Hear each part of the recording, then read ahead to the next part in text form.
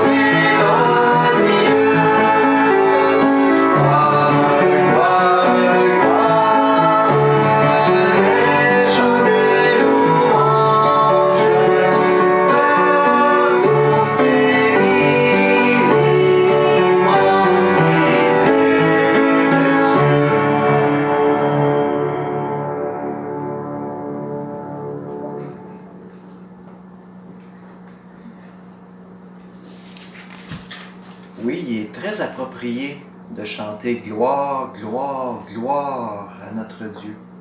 C'est bon de regarder à lui seulement. Remercions-le aussi pour ce qu'il est en train de faire dans nos vies. Chantons encore à Dieu avec joie.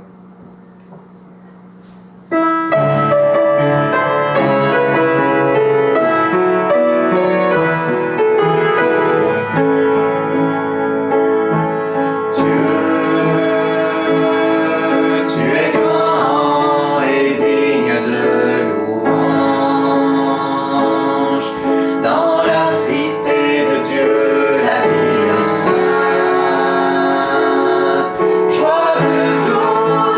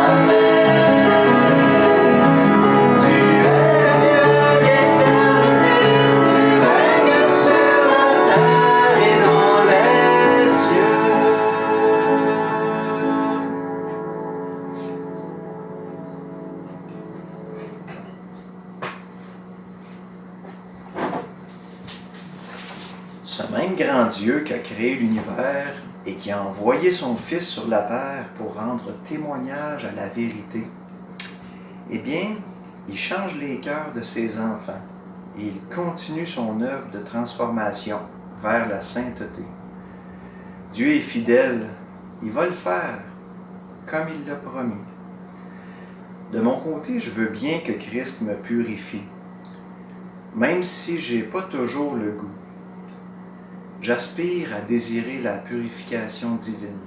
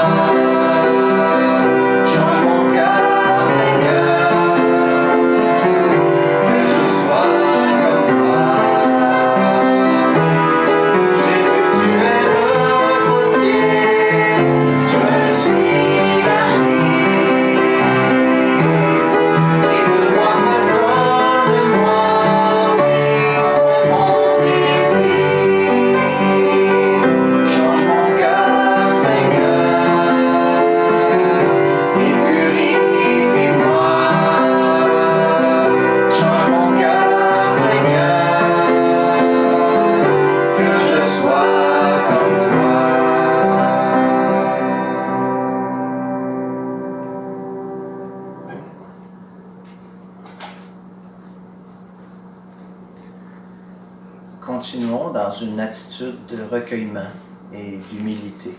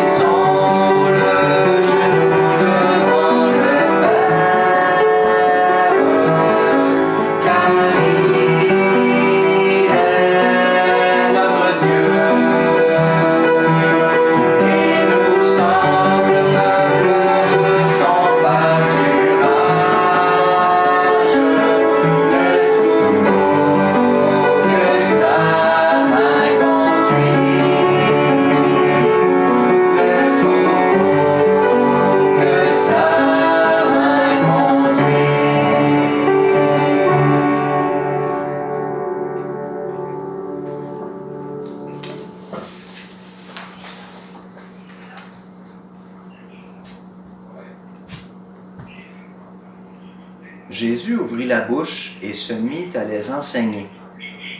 Heureux les pauvres en esprit, car le royaume des cieux est à eux. Heureux ceux qui pleurent, car ils seront consolés. Heureux ceux qui sont doux, car ils hériteront la terre. Heureux ceux qui ont faim et soif de justice, car ils seront rassasiés. Heureux les miséricordieux, car ils obtiendront miséricorde. Heureux ceux qui ont le cœur pur, car ils verront Dieu. Heureux ceux qui procurent la paix, car ils seront appelés fils de Dieu. Heureux ceux qui sont persécutés à cause de la justice, car le royaume des cieux est à eux. Heureux serez-vous lorsqu'on vous insultera, qu'on vous persécutera, et qu'on répandra faussement sur vous toutes sortes de mal à cause de moi. Réjouissez-vous et soyez dans l'allégresse, parce que votre récompense sera grande dans les cieux. Car c'est ainsi qu'on a persécuté les prophètes qui vous ont précédés. Dans Matthieu 5, 2 à 12.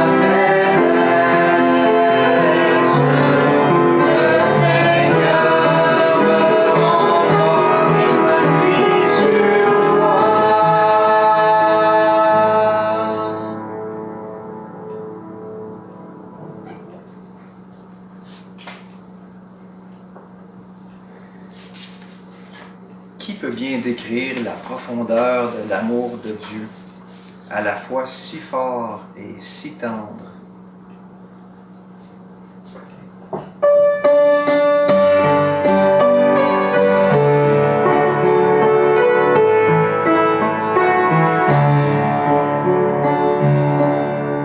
L'amour de Dieu, loin surpasse ce qu'on peut dire un cœur humain. Il est plus grand que les espaces, même en l'avenir, il nous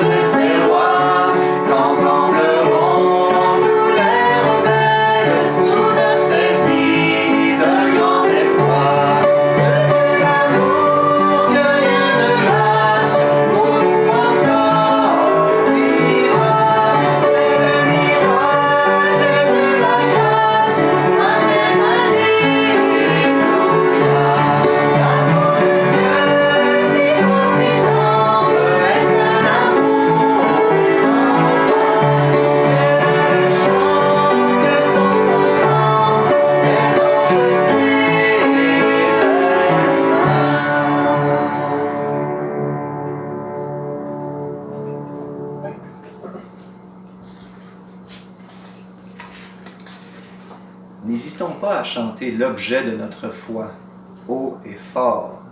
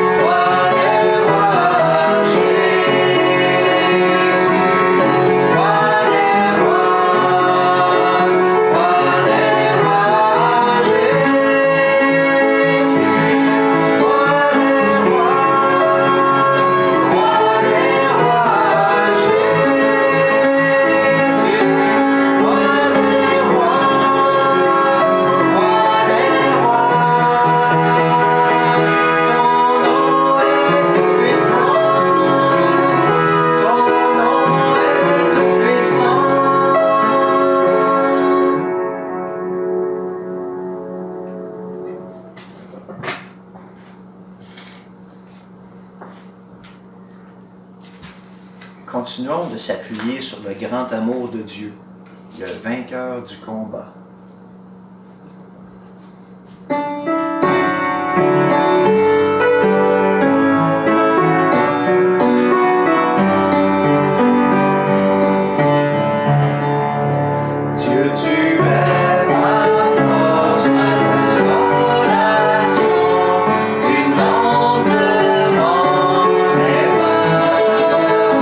Ta voix triomphe et le lourd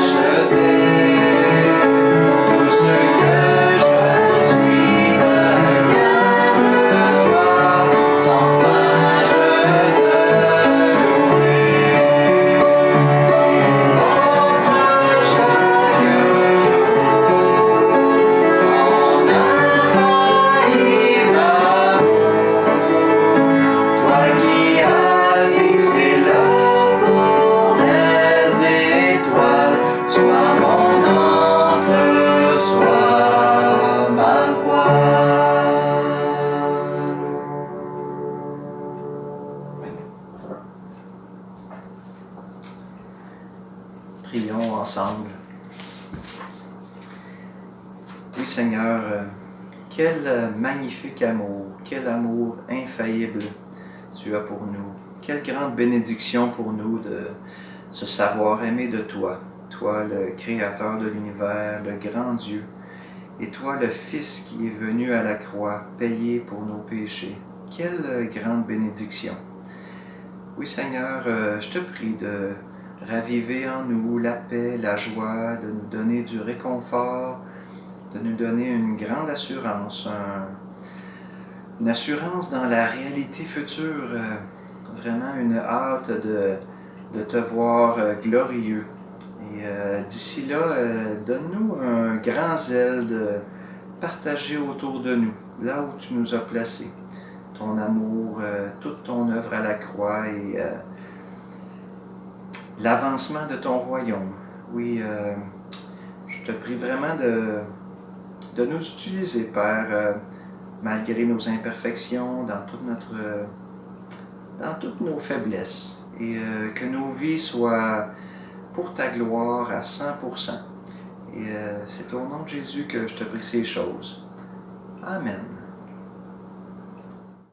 Bonjour à chacun et je vous souhaite un bon dimanche. Merci d'être à l'écoute de cette prédication et je prie vraiment notre Dieu que ce soit un temps béni comme ça l'est toujours dans sa parole. Alors je vous invite à vous incliner dans la prière avec moi. Seigneur, comme il est bon de faire la pause dans notre horaire, dans notre quotidien, et il est bon de le faire pour venir en ta présence et plonger nos regards dans ta parole. C'est venir en ta présence, Seigneur, quand on le fait pour te connaître, pour t'écouter, pour être instruit. Et Seigneur, c'est notre prière ce matin, que tu nous bénisses par ta parole. Fais-nous connaître davantage Jésus-Christ, particulièrement dans cette prédication. Seigneur, qu'il puisse vraiment être au centre de nos vies, de notre foi, de notre compréhension de l'Évangile, de notre espérance. Amen. Donc, ce matin, en guise de prédication, ce sera hors série. De plus, cette prédication ne portera pas sur un texte précis, mais sur un sujet pour voir son développement à travers les Écritures. Et une des promesses reliées à l'Alliance, c'est la notion de descendance qui est annoncée comme aussi nombreuse que les étoiles du ciel et que le sable de la mer. Mais quand on lit l'histoire du peuple juif, on assiste à une disqualification constante de la très grande partie du peuple. Dieu ne conserve qu'un faible reste. À tout bout de champ, on voit Dieu qui va supprimer une bonne partie du peuple ou le laisser en exil, par exemple, pour ne garder qu'un faible reste. Alors, on peut se demander, mais où s'en va cette promesse d'un peuple aussi nombreux que les étoiles du ciel et que le sable de la mer, alors que constamment Dieu est en train de réduire son peuple à presque rien. Et une des questions qui divise les chrétiens de nos jours, c'est de savoir quelle est la place de la nation juive. Excusez-moi.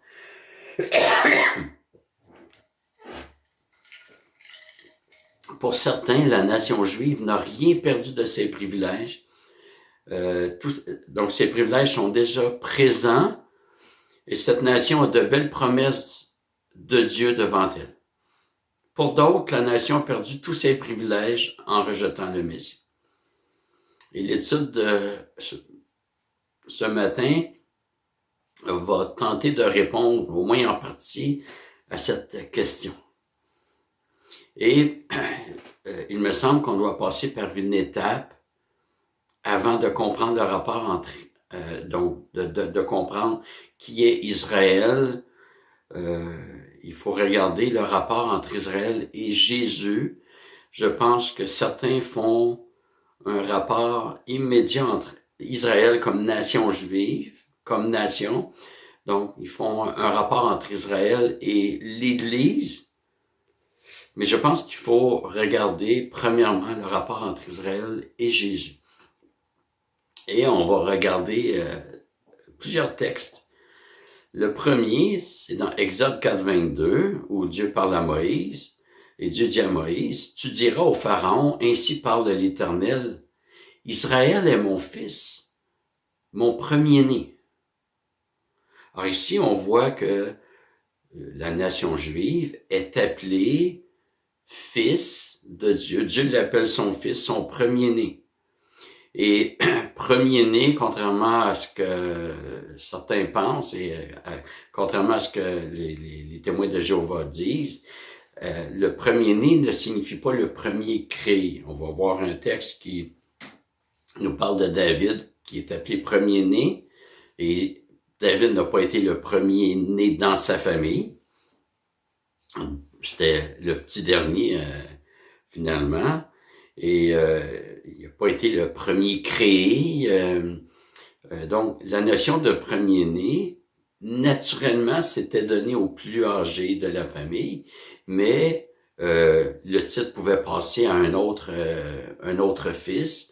En fait, on appelle le premier-né celui qui a l'héritage, ou du moins une bonne partie de l'héritage. Dans l'Ancienne Alliance, le premier-né recevait 2 parts d'héritage. Alors, s'il y avait 6 fils, on divisait en 7, on ajoutait 1, on divisait en 7, et on donnait 2 parts au premier-né. Donc, ici, Dieu appelle Israël son fils, son premier-né. Donc, il faut garder en tête que toute la notion d'héritage est rattachée à ce titre-là.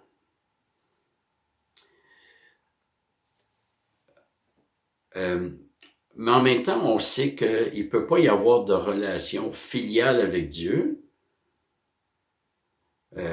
sans la conversion. C'est à tous ceux, dans Jean 1, c'est à tous ceux qui ont reçu la parole qui a été donné le pouvoir de devenir enfant de Dieu ou fils de Dieu. Donc, la filiation avec Dieu exige la conversion à Jésus-Christ. Donc, gardons pour l'instant que Dieu appelle Israël son fils, son premier-né. Ensuite, on voit au psaume 89, et là, je vais vous lire les versets 20 et 27. C'est marqué, « J'ai trouvé David, mon serviteur, je l'ai oint de mon huile sainte, et moi je ferai de lui le premier-né, le plus haut placé des rois de la terre. » Ici, la notion de premier-né passe de la nation juive à un individu, David. Il y a un rétrécissement. Et un père ne peut avoir 2 premiers-nés. Ce ne sont plus des premiers-nés s'il y en a 2. Et David, nous savons qu'il joue un rôle préfiguratif. C'est-à-dire que c'est une figure qui est venue avant l'accomplissement. David n'est pas la fin en soi, n'est pas l'accomplissement. Il n'est pas le bénéficiaire premier des promesses qui lui sont adressées. C'est Jésus-Christ qui est le bénéficiaire. On voit cela lorsque David écrit que Dieu ne laissera pas son corps connaître la corruption. L'apôtre Pierre rappelle cette parole de David, puis Pierre rappelle aussi au peuple et dit « Jusqu'à maintenant, le tombeau de David demeure parmi nous. » Autrement dit, son corps a connu la corruption. Et Pierre ajoute que David ne parlait pas pour lui-même, il parlait pour... Donc, il avait prédit la résurrection de Jésus-Christ. David n'est pas perdant, puisqu'il est croyant, il va ressusciter. Mais, pour l'instant, gardons en tête que ce que David a reçu comme promesse, c'était pour Jésus-Christ. il est un préfigurant.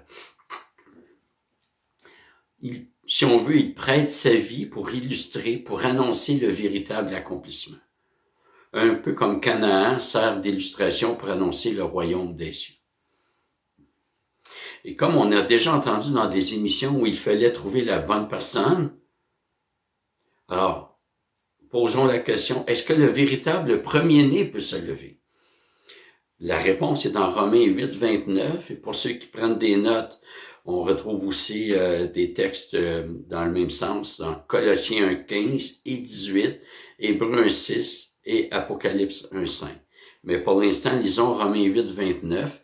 Car ceux qu'il a connus d'avance, il les a aussi prédestinés à être semblables à l'image de son Fils, afin qu'il soit le premier-né d'un grand nombre de frères. Qui est présenté comme le premier-né ici? Jésus-Christ. Alors, comment David pouvait préfigurer celui qui est le Fils de toute éternité? Autrement dit, comment un homme peut-il préfigurer celui qui est Fils depuis toujours? En fait, il faut prendre acte d'une situation. Le Fils de Dieu, c'est le Fils éternel de Dieu. Il n'est pas devenu Fils. Il est le Fils éternel. Mais en s'incarnant, il est venu sous la loi, Galates 4.4. Il s'est placé dans une condition où, en tant qu'homme, il devait obéir parfaitement à toutes les clauses de l'alliance, les clauses du côté de l'homme, parce que dans une alliance, il y a des clauses du côté de Dieu, il y a des clauses du côté de l'homme. Alors, la nouvelle alliance, c'est Dieu qui se fait homme pour accomplir notre côté, notre part de l'alliance. Et c'est comme ça qu'on peut être appelé ses frères. Et excusez-moi, j'ai un petit blanc ici. Oui, donc Jésus-Christ, il est le premier-né, il est l'héritier, mais cette fois, c'est en tant que Dieu fait homme. Il est fils de toute éternité, mais en s'incarnant, il fallait que soit confirmé le statut de fils. Et on voit ça dans Romains 1, les premiers versets, là, je me rappelle pas. Il a été déclaré fils de Dieu avec puissance par la résurrection. Dieu a dit, mon Fils éternel s'est incarné, et ensuite, à tout ce qu'il a accompli, je déclare qu'il est mon Fils. Si le Fils avait échoué dans sa mission terrestre, Dieu ne l'aurait pas ressuscité, n'aurait pas déclaré publiquement la filiation avec Jésus-Christ. Alors, le péché a été commis du côté de l'homme. On oublie pour l'instant les forces démoniaques parce qu'elles ne sont pas au bénéfice de la rédemption. Mais Dieu veut sauver des hommes, ils ont péché. Là où le crime a été commis, il fallait que là, le crime soit réparé, c'est-à-dire au sein de l'humanité. Pourquoi Jésus s'incarne? Et Jésus va constamment rappeler qu'il est venu, et donc en s'incarnant, il a pris une position d'infériorité, et il a renoncé aux prérogatives, aux privilèges divins en s'incarnant. Il a renoncé pour un temps. Et par exemple, dans Jean 8, 26, Jésus dit « Ce que j'ai entendu de mon Père, je le dis au monde. » Jean 5, 19, le Fils ne peut rien faire par lui-même, mais seulement ce qu'il va faire au Père. Et tout ce que le Père fait, le Fils aussi le fait également. Jean 5, 36, les œuvres que le Père m'a donné d'accomplir, ces œuvres mêmes que je fais témoignent de moi, que le Père m'a envoyé. Et il y a beaucoup d'autres textes comme ça. Jésus a réellement obéi à Dieu en tant que représentant des hommes, en tant qu'homme Dieu. Donc, si le Fils était réellement le premier-né avant son incarnation, il l'est maintenant en tant qu'homme Dieu, que Dieu fait homme. C'est un nouveau statut L'incarnation, c'est Dieu qui fait irruption dans la création. Dieu n'est pas devenu créature, mais il s'est uni à la créature en s'incarnant. Donc, il y a un rétrécissement dans la notion de fils, premier-né. Et à l'intérieur du peuple juif, c'est la personne du Messie qui est visée. D'ailleurs, on voit ça dans le concept des alliances. Pour ceux qui s'intéressent au sujet, je recommande fortement le livre de mon bon ami Pascal Denot, Une alliance plus excellente. C'est un sujet c'est un sujet de prédilection dans le milieu réformé auquel j'appartiens. Donc, les alliances, on voit avec Noé, on voit avec Abraham, etc. C'est une alliance qui, c'est toujours pour la tête d'alliance et sa descendance. Et à partir de l'alliance davidique, on apprend que l'alliance va être accomplie par un individu. C'est une nouveauté, je pense, de l'alliance davidique. C'est un individu qui accomplit les clauses de l'alliance pour son peuple. Et la notion de fils suit ce parcours. La nation juive, on apprend que c'est un individu, la nation de fils, plutôt adressée à la nation juive, de fils premier-né. Maintenant, c'est un individu, on apprend que c'est Jésus-Christ. C'est un rétrécissement qui va se confirmer plutôt dans d'autres aspects. Par exemple, la notion de serviteur dans Ésaïe, ceux qui sont familiers avec les chants du serviteur. Dans Ésaïe 41, versets 8 et 9, nous lisons « Mais toi, Israël, mon serviteur, Jacob que j'ai choisi, race d'Abraham, mon ami, toi que j'ai saisi des extrémités de la terre et que j'ai appelé de ses confins, à qui j'ai dit, tu es mon serviteur, je te choisis et ne te rejette pas. » Alors ici, c'est Israël, c'est la nation d'Israël, la nation de Jacob qui est désignée comme le serviteur. Et quelques chapitres plus loin, au chapitre 52, à partir du verset 13, on va aller jusqu'à 53, verset 11, nous lisons « Voici mon serviteur, il prospérera. » Et vous allez reconnaître le texte. « Il montera, il s'élèvera, il sera très haut placé. » De même que ça a été pour beaucoup un sujet d'effroi, de même son aspect n'était plus celui de l'homme, son apparence n'était plus celle des fils d'Adam. De même, il purifiera par l'aspersion beaucoup de nations. Devant lui, des rois fermeront la bouche, car ils verront ce qui ne leur avait pas été raconté. Ils comprendront ce qu'ils n'avaient pas entendu. Chapitre 53, verset 1. Qui a cru à ce qui nous était annoncé? À qui le bras de l'Éternel s'est-il révélé? Il s'est élevé devant lui comme un rejeton, comme une racine qui sort d'une terre assoiffée. Il n'avait ni apparence, ni éclat pour que nous le regardions. Et son aspect n'avait rien pour nous attirer. Méprisé et abandonné des hommes, homme de douleur et habitué à la souffrance, semblable à celui devant qui l'on se voile la face, il était méprisé. Nous ne l'avons pas considéré. Et là, vous reconnaissez, j'espère, la personne de Jésus-Christ. Verset 4, certes, ce sont nos souffrances qu'il a portées. Vous voyez, un individu pour le peuple. C'est de nos douleurs qu'il s'est chargé.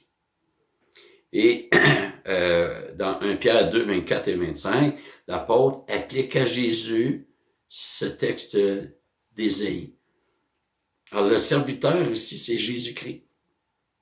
Pourtant, dans les quelques chapitres avant, le serviteur était présenté comme la race d'Abraham, le peuple d'Israël. Donc, encore une fois, un rétrécissement.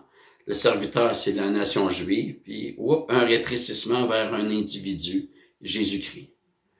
Et pour cause, le peuple ne pouvait pas être serviteur par lui-même. Il a reçu un titre et on va voir que c'était conditionnel, mais il était incapable d'assumer la fonction. Et je le dis, je l'ai déjà dit, je vais le redire, nous n'aurions pas fait mieux. Il ne s'agit pas ici de critiquer la nation juive se croyant supérieure. Il s'agit de prendre acte que la nation juive a été choisie pour une fonction. Et si c'était une autre nation qui avait été choisie, ça se serait passé de la même façon. Parce que nous sommes des pécheurs. Donc, ce qu'on voit, c'est que la nation juive a reçu le titre, mais était incapable d'assumer la fonction. Au contraire, le peuple se détourne constamment de Dieu. Isaïe insiste sur la notion de représentant du peuple pour établir la relation entre Dieu et l'homme. Il fallait que ça passe par un individu qui, lui, était capable d'assumer la fonction. Et au chapitre 52, on a lu « Il purifiera par l'aspersion beaucoup de nations ». Donc, le peuple de Dieu va dépasser une nation ethnique, c'est-à-dire la nation juive, et ça, c'est très confirmé, par exemple, dans l'Épître de Paul aux Romains. Donc, d'un côté, c'est pas tout Israël qui est Israël, donc c'est pas tous les Juifs qui sont vrais Juifs. Paul dira dans la même épître, le vrai Juif, c'est celui qui l'est intérieurement, à la fin du chapitre 2. Donc, le représentant agit pour son peuple. Et ça déborde vers toutes les nations. Osée confirme cela. Celui qui n'était pas mon peuple, je l'ai appelé mon peuple. Confirmé, c'est ce que Paul cite dans Romains 10, verset 25. Et dans Galates aussi, il y a d'autres versets que l'on va voir. Et c'est conforme à la promesse, c'est pas une nouveauté, c'était conforme à la promesse faite à Abraham. Toutes les nations seront bénies en toi. 53, verset 4, ce sont nos souffrances qu'il a portées. Voyez, l'aspect représentatif, c'est de nos douleurs qu'il s'est chargé. Il s'est occupé de nos problèmes. Il a été transpercé à cause de nos crimes. Écrasé à cause de nos fautes. Le châtiment qui nous donne la paix est tombé sur lui. Et c'est par ses meurtrissures que nous sommes guéris. L'Éternel a fait retomber sur lui la faute de nous tous, à cause des crimes, verset 8, de mon peuple, c'est intéressant, à cause des crimes de ceux que Dieu veut sauver, de la plaie qui les avait atteints. Mon serviteur juste justifiera beaucoup d'hommes et se chargera de leurs fautes, verset 11. Et là, je vais vous citer quelqu'un, mais j'ai oublié c'est qui. Mais je le cite quand même en vous disant que c'est pas de moi. Si quelqu'un a le nom de l'auteur, j'aimerais que vous puissiez me rappeler qui c'est. Le serviteur résume, représente et englobe donc tout Israël en sa personne. Il est l'incarnation du véritable Israël. C'est la désobéissance chronique du serviteur peuple qui oblige la venue du serviteur représentant. Fin de la citation. Tout le mandat du peuple juif a été accompli par Jésus. Le peuple a échoué dans la responsabilité d'être une lumière pour les nations. Nous aurions fait la même chose. Nous aurions échoué. Jésus est la véritable lumière qui, en venant dans le monde, éclaire tout homme. D'ailleurs, chez Jean, et là je vais par cœur parce que c'est pas dans mes notes ici, la notion de véritable, de vrai, c'est la même racine grecque, ou de vérité, c'est pas par opposition au mensonge païen. C'est par opposition à tout ce qui était ombre. Oui, peut-être qu'on peut voir une différence entre les ténèbres du monde païen et l'ombre chez les Juifs, ce que Paul appelle dans Colossiens et l'auteur de l'Hébreu dans son épître appelle l'ombre. C'est des institutions établies par Dieu, mais qui n'étaient pas la réalité. C'était un peu comme une maquette.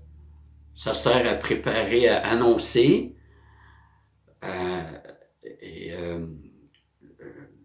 donc le projet à venir.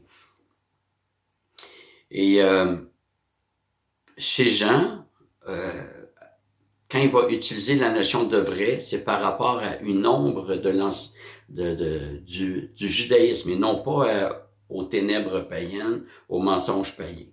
Par exemple, Jésus se présente comme le vrai pain venu du ciel. Il dit, vos pères ont mangé la manne et ils sont tous morts. Vous voyez, la manne, c'était du pain. Mais pourquoi est-ce que le peuple avait demandé du pain? C'est parce qu'il avait peur de mourir au désert. Jésus dit, vos pères ont mangé la manne, ils sont quand même morts. Ça n'a pas réglé leur problème. Et là, Jésus, moi, je suis le vrai pain venu du ciel qui donne la vie. Jean 6. Quiconque mange mon corps et boit ma chair vivra. Qui, à mon avis, n'a rien à voir avec la Sainte Seine. C'est un autre sujet, là. Quand Jésus se présente comme le vrai cep, on en parlera, c'est par opposition à Israël. Donc, quand il se présente comme la véritable lumière, ben c'est la nation juive qui est appelée à être une lumière pour les nations. En obéissant et en voyant comment Dieu bénit l'obéissance, Israël avait l'occasion de montrer comment Dieu agit. Mais Israël a échoué. Jésus vient et dit, je suis la véritable lumière. Une autre notion de vérité par rapport à l'Ancienne Alliance, il dit, vous adorez sur cette montagne ou à Jérusalem, mais donc ce n'est plus sur cette montagne, faisant allusion au mont Garizim en Samarie, au nord de la terre promise.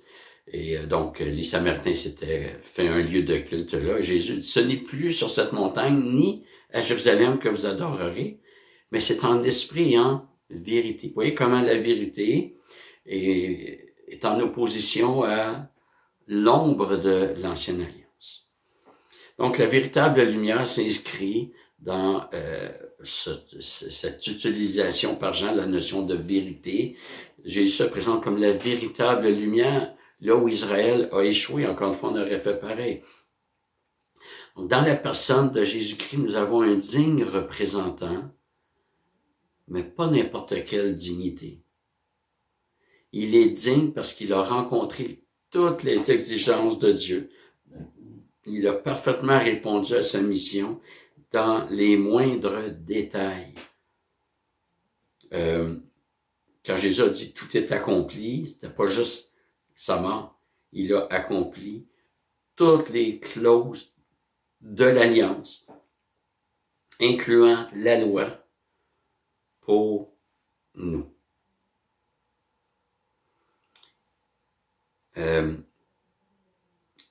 Hébreux 7.26 dit « c'est bien un tel souverain sacrificateur qui nous convenait, saint, innocent, immaculé, séparé des pécheurs et plus élevé que les cieux. » Dans la même veine, on voit le Fils appelé hors d'Égypte. Dans Osée 11, les versets 1 à 5 que je vous lis.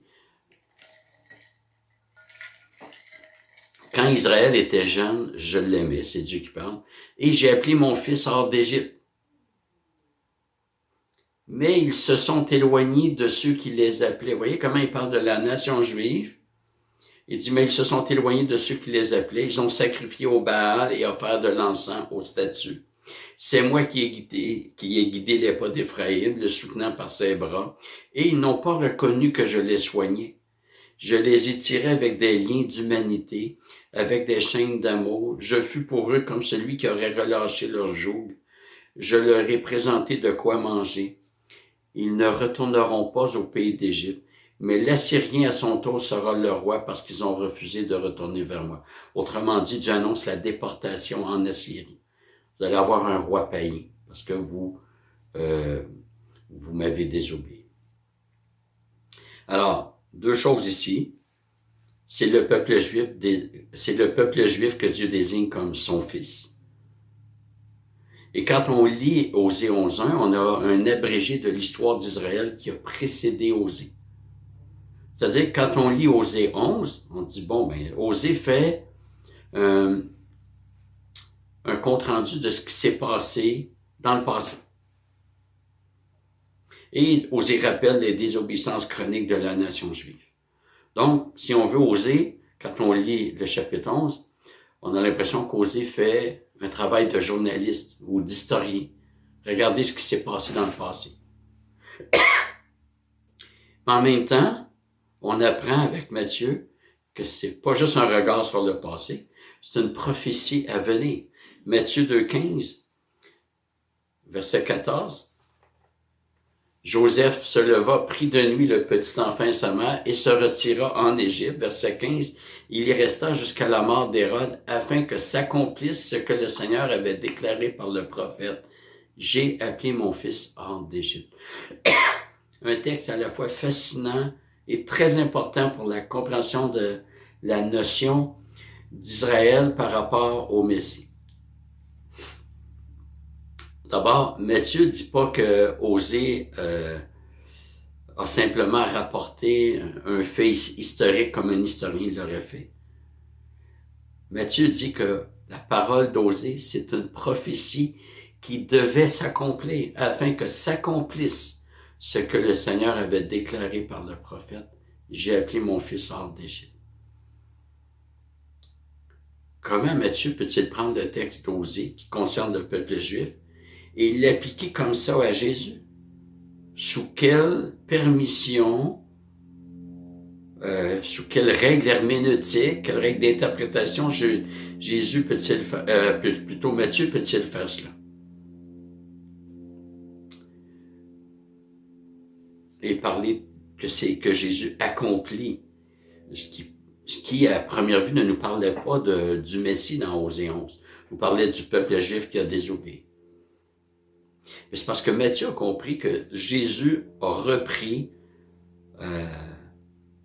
la vocation d'Israël, et Israël a complètement échoué à sa vocation, mais Jésus accomplit parfaitement la vocation d'Israël.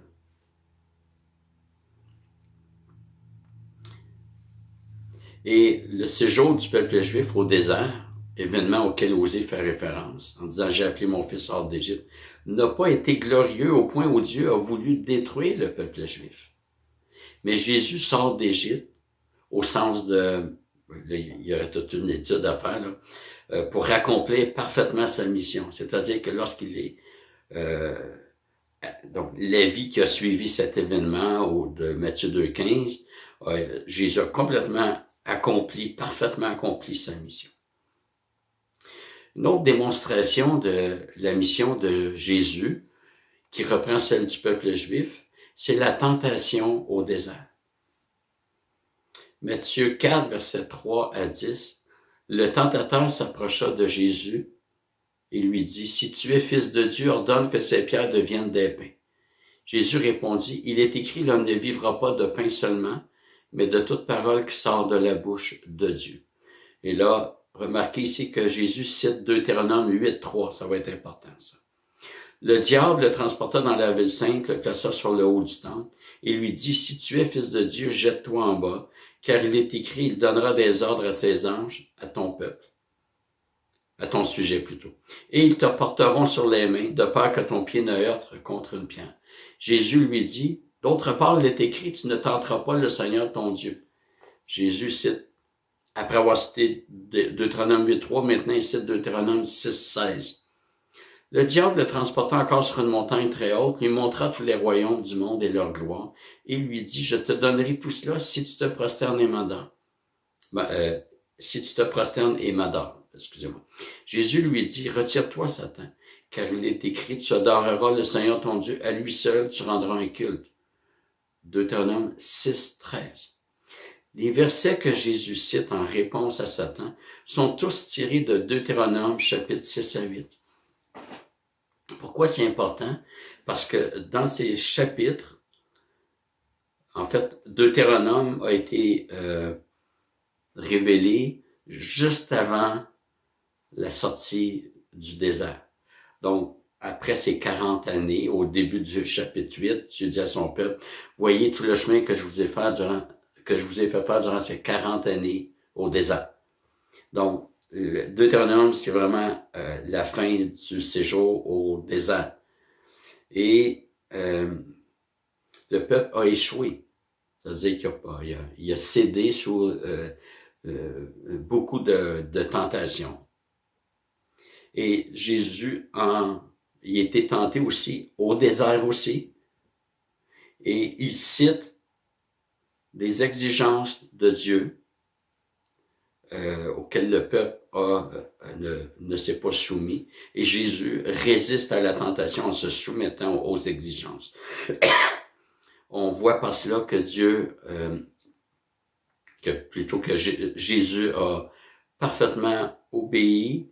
Là où Israël a échoué, Jésus reprend la vocation d'Israël pour l'assumer lui-même comme individu. Il le fait à titre de représentant pour son peuple. Et en plus, le peuple a passé 40 ans au désert, Jésus a passé 40 jours. Et le peuple avait reçu la manne, Jésus était à jeun. C'est une grande différence. Je vous ai parlé de gens qui utilisent la notion de vérité, de véritable. Donc, je vais vous lire d'abord Ésaïe 5, versets 4 à 7. « Qu'y avait-il encore à faire à ma vigne que je n'ai pas fait pour elle? Pourquoi, quand j'ai espéré qu'elle produirait des raisins, a-t-elle produit des fruits infects? Or donc, je vous ferai maintenant connaître ce que je vais faire à ma vigne. J'en arracherai la haie pour qu'elle soit broutée. Je ferai des brèches dans sa clôture pour qu'elle soit foulée aux pieds. » La vigne, c'est la nation juive ici. « Je la réduirai en ruine. Elle ne sera plus taillée ni cultivée. Dieu n'en prendra plus soin. Les ronces et les épines y croîtront. Et je donnerai mes ordres aux nuées afin qu'elles ne laissent plus tomber la pluie sur elles. » Verset 7. « Or, la vigne de l'Éternel des armées, c'est la maison d'Israël. Et les hommes de Juda, c'est le plan qu'elle chérissait. Dieu avait espéré la droiture, et voici la forfaiture. La justice, et voici le cri du vice. » Dieu appelle la nation juive sa vigne, la vigne de l'Éternel des armées. Elle a donné de mauvais fruits, c'est infect et tout. Dieu annonce l'abandon de cette nation. Mais Jésus dit dans Jean 15, 1, « Moi, je suis le vrai cep. » On peut traduire autant, « Je suis la vraie vigne et mon Père est le vigneron. » Ces paroles n'auraient pas de sens s'il n'y avait pas une fausse vigne, fausse pas au sens des gens qui se sont inventés ça, mais fausse au sens où c'est pas la réalité.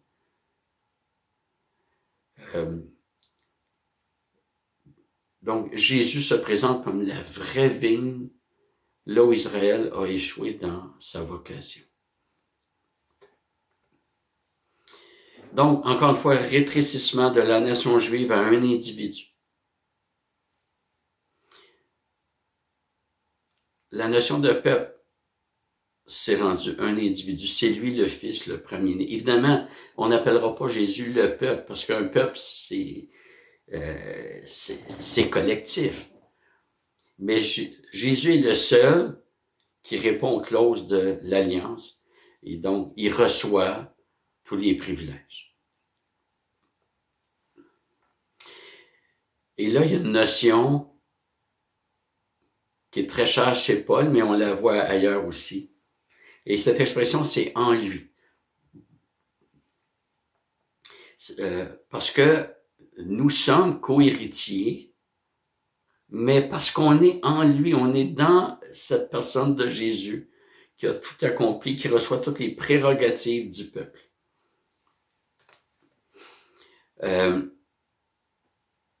La nation juive était appelée à glorifier Dieu, puis il s'est avéré lors du retour de l'exil que seul un reste appartenait à Dieu. Un reste, là, c'est pratiquement personne. Et je pense que c'est Henri Blocher, dans son livre sur la doctrine du péché de la rédemption, ou dans son fascicule de Christologie, je suis pas certain, où il appelle Jésus le reste du reste. Le reste avait un cœur bien disposé, mais pourquoi? Parce qu'il espérait il avait placé sa foi dans la personne du Messie. C'est pas que ceux qui ont été sauvés sous l'Ancienne Alliance répondaient parfaitement aux clauses de cette alliance.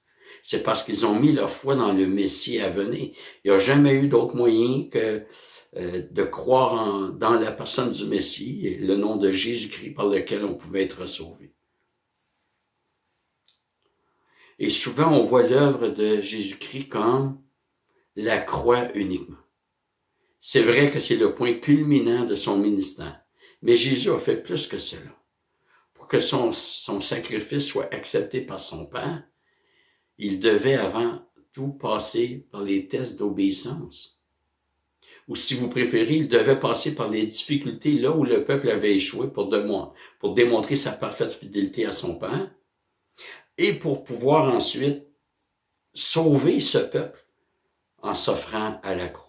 Et on arrive là au verset de Galates 3,16 où Paul dit « Or, les promesses ont été faites à Abraham et à sa descendance. » On entend souvent que « non, Israël, la nation juive a reçu les promesses. » Attention, écoutons Paul ici. « Or, les promesses ont été faites à Abraham et à sa descendance. Il n'est pas dit « et aux descendances » comme s'il s'agissait de plusieurs, mais comme à une seule. Et à ta descendance, c'est-à-dire à Christ. Paul avait dit au verset 7 que ceux qui ont la foi sont fils d'Abraham, et il termine cette section, verset 29, par « Si vous êtes à Christ, alors vous êtes la descendance d'Abraham, héritier selon la promesse. » Là, il faut suivre le développement que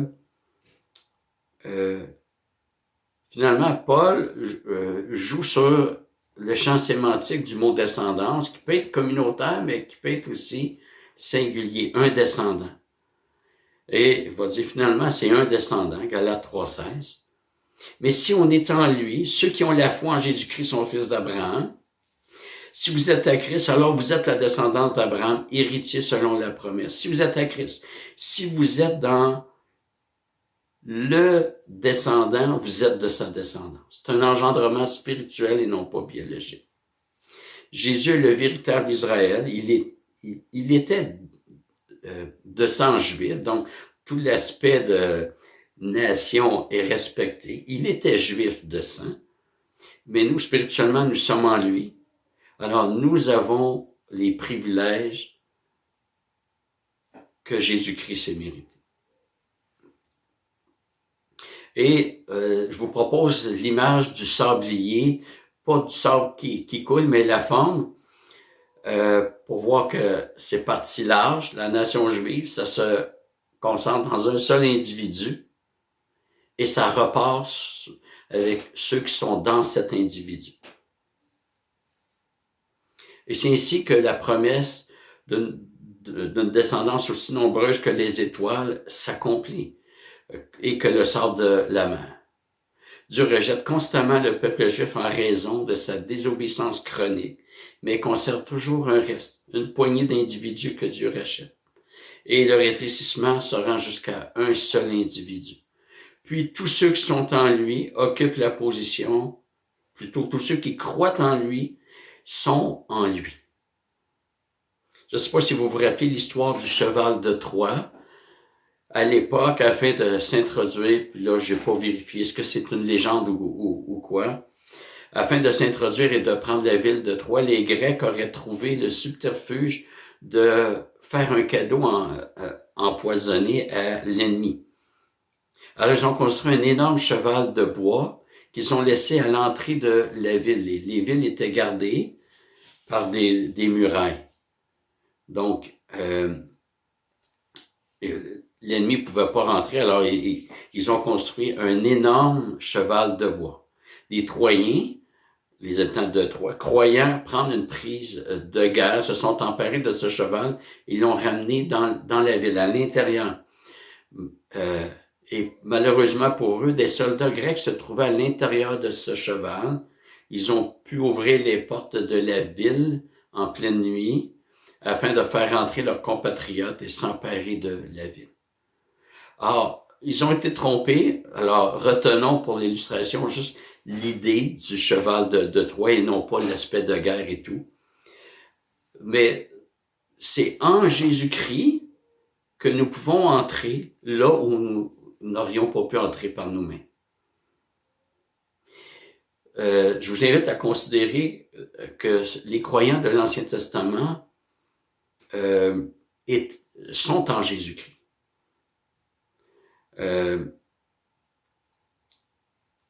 Ils sont en Jésus-Christ, il y a un seul peuple, un seul troupeau, on va être assis à la table avec Abraham, Isaac et Jacob dans le royaume, etc., ils sont en Jésus-Christ. Est-ce qu'ils l'étaient avant la mort de Jésus-Christ, etc.? Ça, je pense pas que la Bible développe ça, mais présentement, ils sont en Jésus-Christ. L'espérance de Paul était d'être avec tous les chrétiens pour l'éternité, non pas comme juifs, de former un peuple à part. Donc, pour nous, on a toutes les raisons de rendre gloire à Jésus, de lui rendre toute la gloire qui lui revient, déposer nos couronnes à ses pieds. Il a tout accompli. Là où nous avons échoué lamentablement. Nous pouvons voir en Jésus celui qui a parfaitement rempli les exigences de Dieu pour nous. Et nous pouvons être certains de la sécurité que nous avons en lui. Nous sommes dans celui qui a déjà traversé la douane du jugement à la croix. Spirituellement, c'est pas juste qu'on est dans les lieux célestes. Nous sommes de l'autre côté du jugement spirituellement. Nous sommes en sécurité. Je rappelle que cette étude ne vise pas du tout à discréditer la nation juive. Il s'agit de discréditer tous les humains, dont la nation juive ont été les représentants pour nous montrer c'est quoi la race humaine.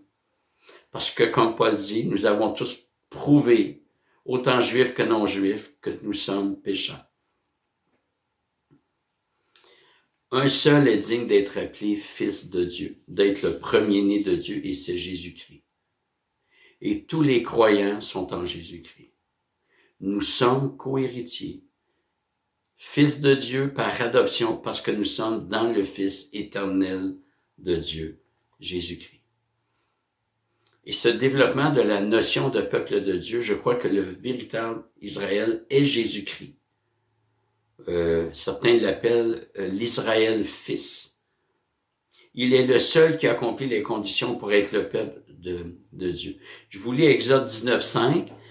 J'aurais pu lire Deutéronome 28 au complet, ça aurait été plus long, mais la même idée revient dans Deutéronome 28.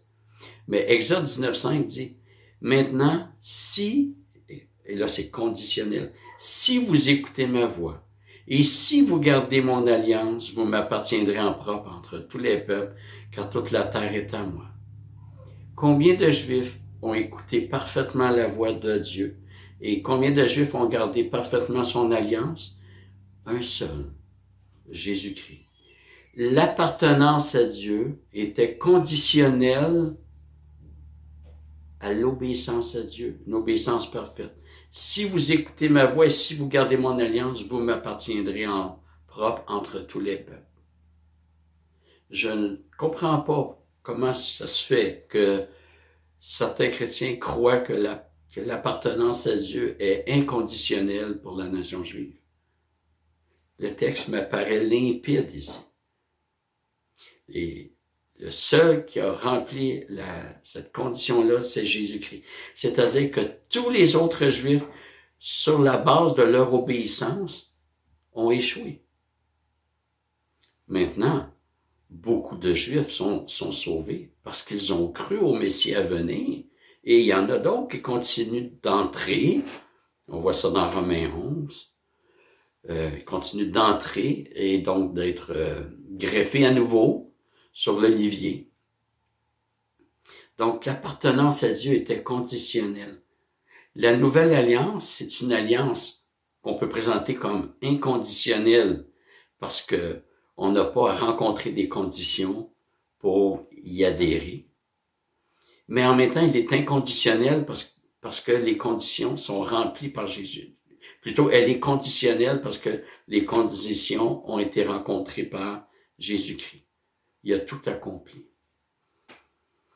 Il est le seul premier-né. Nous sommes fils par adoption. Jésus-Christ est le seul héritier. Parce que nous sommes en lui, nous sommes héritiers, co-héritiers avec Christ. C'est un privilège énorme. Frères et sœurs, rendons hommage à Jésus-Christ pour son obéissance parfaite et parce qu'il a tout accompli pour notre salut. Prions. Seigneur Dieu, nous sommes bien petits. Nous voulons confesser notre péché. Nous voulons reconnaître, Seigneur, que nous transgressons ta loi et que par nous-mêmes, la seule chose que nous méritons, c'est l'enfer. Seigneur, nos regards et nos cœurs se tournent vers Jésus-Christ, qui a tout accompli parfaitement, en tes exigences parfaites. Là où l'homme a échoué, lamentablement. Seigneur, c'est à ses pieds que nous déposons toutes nos couronnes. Nous voulons l'honorer. Nous sommes reconnaissants. Seigneur, c'est lui que nous voulons servir. C'est lui que nous voulons présenter à nos proches. C'est lui que nous voulons refléter. Seigneur, je veux te prier pour mes frères et sœurs. Je te prie de les garder précieusement. Seigneur, que tu nous donnes à tous de découvrir de plus en plus la beauté de notre Seigneur Jésus-Christ.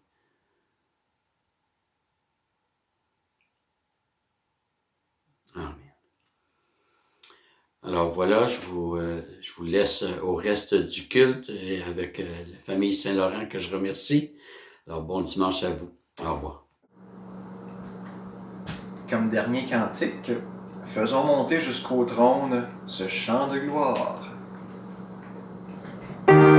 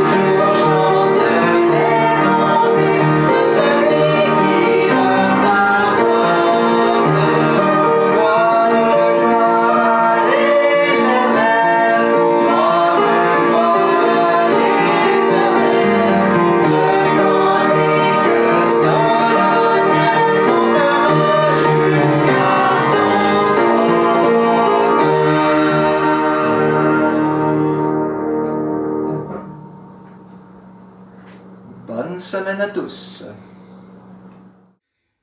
Bonjour frères et sœurs, bon dimanche. Merci à vous d'être là en période de confinement. Remerciements à Daniel ce matin pour cette prédication. Famille Saint-Laurent pour ses beaux chants. Ce temps d'adoration dans lequel on amène un culte à Dieu alors que cette bonne parole puisse produire son fruit, nous amener dans la louange. Prenons un temps ce matin aussi par sa bonne parole pour nous présenter devant lui. Et dans sa bonté, le Seigneur nous dirige, nous encourage, nous motive aussi à persévérer. Que ce soit une occasion d'adorer notre grand Dieu en allant à lui en confessant, prenant un temps pour s'examiner et le laisser continuer de nous transformer. Dans un passage de Galates 5, 22, Paul nous mentionne quels sont les fruits qui sont produits par l'Esprit, qui sont des caractéristiques de la vie chrétienne, qui sont contraires ou en opposition à ce que la chair produit. Alors soyons encouragés de cette transformation que Dieu opère et que ce fruit puisse ce matin être un outil pour nous pour se soumettre, pour être s'humilier devant Dieu en reconnaissant notre besoin qui doit continuer ce travail. La parole nous dit que celui qui a débuté ce travail en nous va le rendre parfait pour le jour de Christ. Alors, prenons cette occasion pour lire ce passage, Galates 5, 22. Le fruit de l'Esprit, c'est l'amour, la joie, la paix, la patience, la bonté, la bienveillance, la foi, la douceur, la maîtrise de soi. Et ces fruits sont ce que le Saint-Esprit produit dans nos vies. Ce ne sont pas des choses qui sont produites par nos efforts. Alors ce matin, puissions-nous confesser à Dieu tout ce qui n'est pas encore parfaitement accompli ou parfait dans chacune de nos vies. Je dois confesser, moi le premier, lorsqu'on s'examine, c'est pas pour nous culpabiliser, mais c'est pour voir les progrès que Dieu veut faire encore. Laissons-nous transformer par le potier. Alors, on peut se poser la question, est-ce que je vois Dieu me transformer dans ses aspects ou ses caractéristiques au quotidien présentement? Peut-être que c'est difficile pour certains. Permettons à Dieu ce matin de nous rencontrer, nous encourager dans cela et de continuer ce travail. Alors, on va se courber, prier notre grand Dieu. Père éternel, je veux te louer pour cette bonne parole que nous avons entendue, ces chants qui sont tournés vers toi, qui nous amènent à considérer le Dieu que tu es. Merci pour ces moyens de grâce, ta parole, l'Église. En attendant qu'on puisse être pour un temps confinés, puisses-tu permettre ce temps où est-ce qu'on sera encore ensemble, on a hâte de se voir. Merci pour la prière que tu donnes, par laquelle nous pouvons nous soutenir les uns les autres, nous approcher de toi, Seigneur, dans cette communion vivante. Tu nous connais entièrement, tu nous vois parfaitement. Tu sondes nos cœurs et tu nous montres ta voie, Seigneur. Et nous voulons te confesser ce matin nos péchés, nos égarements, ces faiblesses aussi. Là où nous sommes faibles, Seigneur, viens renforcer. Pardonne et purifie nos fautes, nos péchés, afin que nous puissions être libérés de ces fardeaux. Et Seigneur Dieu, merci de ton secours dans nos faiblesses. Comme Paul disait, nous voulons dire, Seigneur, c'est quand nous sommes faibles que nous sommes forts, parce que c'est toi qui accomplis en nous cette œuvre. Transforme nos cœurs, renouvelle notre intelligence, nos pensées, afin que toute notre vie te glorifie. Alors que ces fruits puissent continuer d'être une transformation à la ressemblance de Christ en chacun de nous, Père. Merci que tu prends soin des familles, des couples, de chaque individu, nos personnes seules, nos personnes âgées. On veut te prier aussi pour nos malades, les personnes qui passent par des temps plus difficiles, ceux qui sont peut-être sans travail, des situations précaires. Tu encourages et tu fortifies, Seigneur. Nous voulons te louer. Merci pour ta fidélité, ta bénédiction sur ton peuple. Et nous voulons te louer, Père, pour les jours à venir. Accorde-nous plus d'amour, de patience, de maîtrise de soi. Tout ce qu'on a besoin, Seigneur, nous vient de toi. C'est toi qui produis le vouloir et le faire. Glorifie-toi en chacun de nous, Seigneur, que la semaine qui est devant nous puisse être une occasion de témoigner de ton nom, de ton œuvre aussi, et ainsi que celle de Christ à la croix, en son nom. Amen. Alors merci aussi, frères et sœurs, à ceux qui rendent ça possible, l'équipe technique, les diacres, aussi aux frères et sœurs sur semaine qui pourvoient beaucoup de besoins, que ce soit par les appels, les soutiens, dans la prière ou peu importe de différentes façons. On voit combien il y a un souci, une sensibilité à prendre soin les uns des autres. Continuons. Tous les messages, les prédications sont disponibles sur parolededieu.ca. Aussi, pour les offrandes, c'est possible de le faire en ligne là. Je vais profiter de l'occasion pour remercier la semaine dernière, samedi passé, l'offrande. Il y a plusieurs qui se sont présentés à l'Église pour une offrande à travers les enveloppes. Il y a plusieurs qui considèrent que c'est un moyen utile, peut-être préférable pour eux, alors on va continuer de le faire. Chaque premier samedi du mois, on va répéter ce temps disponible pour les frères et sœurs de donner leur offrande. Alors merci pour ces moyens actuels. Ce matin aussi, c'est la fête des mères. Alors on veut louer Dieu, reconnaître que Dieu est un grand Dieu, bon, fidèle, dans son plan, la création, les familles, les couples, les responsabilités de chacun, la mère, le père. Merci pour ces mamans qui sont dévouées, qui ont une vie de sacrifice, se donnent avec amour et pour produire quelque chose que Dieu utilise. On veut se réjouir pour cela, par reconnaissance. Dans Proverbe 31, verset 28, Dieu est reconnaissant pour le travail des mamans et il dit qu'elles sont dignes d'éloges, elles sont bénies par leurs enfants, louées par leur mari. Alors, merci Seigneur pour cette œuvre. Profitez de l'occasion, peut-être avec vos mamans, grands-mamans, pour une occasion de témoignage peut-être. Alors, bonne fête les mamans. Et sur ce, je vous souhaite une bonne semaine. Soyons sages, patients et suivons les consignes. Sur ce, bonne semaine.